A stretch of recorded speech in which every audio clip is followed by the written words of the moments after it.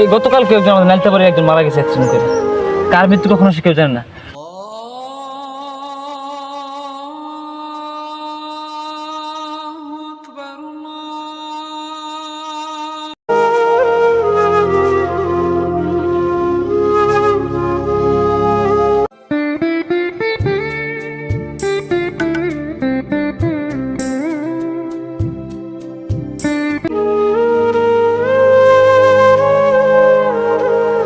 কামলা দিছি সব ঠিক করি আজকে নিয়ম যাইব কিনা।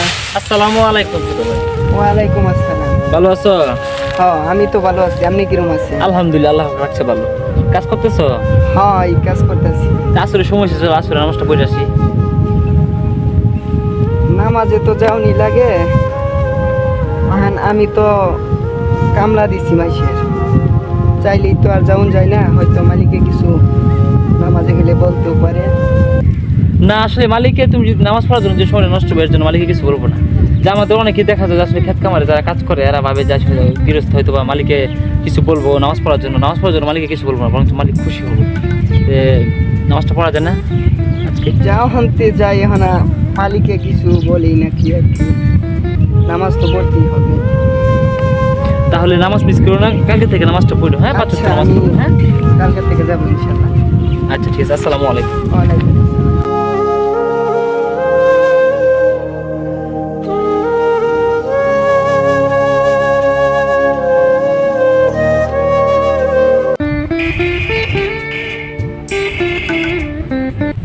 ওই দেখ আইতাছে নমজের কথা কইব।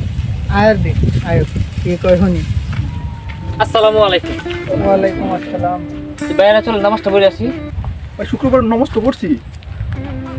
আজকে শুক্রবার নামাজ পড়তে চলবো, চলেন আসলে সময় হয়েছে, নামাজটা পড়ে আসি।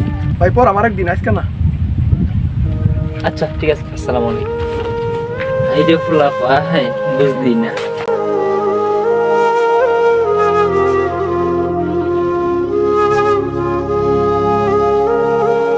আমার যদি টেহা থাকতো তাহলে হজ করে আয়া আল্লাহর নামে ইবাদত বন্দেগী শুরু করে দিতাম।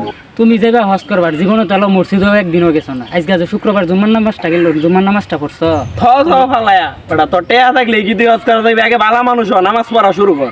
নামাজ পড়া তো শুরু করুনই লাগবো, মনে করলি যে নামাজ কালাম পড়, ভালো পরে হজ করার যায়। এ বেটা তুই যে কিপটা তুই যাবি হজ করবার লাগে, হুদাই আউল ফাউল কথা কইতে লাগে। এই যে তোরাই মনে করলি যে ভালো এবার দিতি না, বুঝছস? কষ্ট করে এই তো মনে করলি যে আল্লাহর নামে করলে ভালো সবকিছু শুরু ভালো করা মানুষ লাগবে। লাগে।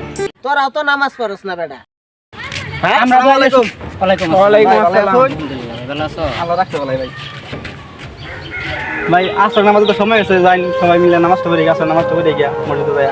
যাও ভাই যাও, হজ টজ করে আই আগে, হজ করে আয়া পরে একবারে নামাজ শুরু ভাই কর। যে সময় হজ করবার সময় হজের সময় হজ করবা, এখন কি ভাই হজের লাগি নামাজ পড়ন যেত না? আগে নামাজটা পড়ে লাইন হজে আরো 1 বছর আছে, আগে 1 বছর যাক। না, না, নিয়ত করছেন ঠিক আছে, নিয়ত আনে ঠিক ঠিকই তো আছে, কইছি, নিয়ত নামাজ তো পড়ুনি লাগে, নামাজটা যাও পড়ে পড়ে। পড়ে গিয়া হজের সময় 1 বছর পরে হজাইব। ভাই যাউন তো লাগে, আমার তো আজকে শরীরটা পাক নাই ভাই। আমি ইনশাআল্লাহ কালকে থেকে চেষ্টা করব। তো কাজ আছে ভাই, তুমি আজকে নামাজটা পড়ে আয় গা, আমি দেখি হজ করে আয়া পরে আমার নামাজ কালাম শুরু করুন লাগবো। ভাই নামাজ পড়তে মাত্র আসর নামাজ হলো 4 রাকাত, মাত্র 5 মিনিট সময় লাগে। আসসালামু আলাইকুম। ওয়ালাইকুম আসসালাম। কেমন আছেন আপনারা? আলহামদুলিল্লাহ ভালো আছি। ভালো আছেন হুজুর আপনি? ভালো আছো তুমি? এই তো আল্লাহ রাখতে বলাই। ভালো আছেন ভাই? এই তো আলহামদুলিল্লাহ। সবাই চলি আমরা আসলে নামাজটা পড়ি মসজিদে। ভাই আমার একটু সমস্যা আছে তো আজকে শরীরটা ভাই পাক করতে নাই। আচ্ছা শুনো ছোট ভাই, তোমার এই আমরা যারা মুসলমানের সন্তান আছি, এই আমরা কার মৃত্যু কখন কেউ কিন্তু জানে না। জি ভাই। এই তোমার মতো আমার মতো অনেক যুবক কিন্তু দেখা যায় রোড অ্যাক্সিডেন্টে, সড়ক দুর্ঘটনায়, মোটরসাইকেল অ্যাক্সিডেন্ট কিন্তু অনেকে মারা যেতেছে। জি। এই গতকাল কেউ একজন আমাদের নাইলতাবাড়ি একজন মারা গেছে অ্যাক্সিডেন্ট করে। কার মৃত্যু কখনো সে কেউ জানে না। আমাদের শরীরটা যদি পাক রাখি আমরা সবসময়, তো তখন যদি আমার মৃত্যু হয় একটু আশা করা যায় শরীরটা পাক রাখি আমাদের মৃত্যু হয়েছে। আমরা চেষ্টা করবো শরীরটা পাক রাখার জন্য। যেহেতু আজকে পাক নাই, এরও কিছু নিয়ম কানুন আছে আমাদের ইসলামে, এরও কিছু নিয়ম কানুন আছে, এইভাবে নামাজ আদায় করা যায় যেহেতু পাক নাই। তোমার কি সমস্যা? ভাই এই ভাই তো কইতাছে ভাই বলে হজ করে একবার নামাজ পড়া যাইব। আচ্ছা না বলছি সমস্যা নাই, যেহেতু নিয়ত রাখা ভালো। আচ্ছা দেখো, আমাদের ঘরের পাশে মসজিদ, আজকে শুক্রবার পবিত্র জুমা মোবারক। আজকে অনেক যুবক নামাজ পড়ে নাই, কিন্তু ঘরের কাছে মসজিদ যদি আমরা নামাজ না পড়ি, আমরা যে হজ করার যে আশা করতেছি এরকম হজ কিন্তু আল্লাহ সুবহানাহু ওয়া তাআলা চায় না। আমাদের বাড়ির পাশে কিন্তু আমাদের ঘরের পাশে মসজিদ, আমরা এই মসজিদ যদি আমরা মসজিদে আবাদ না করি, এই মসজিদে আমরা 5 ওয়াক্ত নামাজ না পড়ি, তাহলে আমরা যে 5 ওয়াক্ত নামাজি না হইতে পারি, তা আগে আমাদের নামাজি তুই ইমানদার, তুই ইমান শক্ত করতে হবে, তারপর আল্লাহ তাআলা আমাদের বলছে সামর্থ্য থাকলে হজ করো, হজ করতে দাও।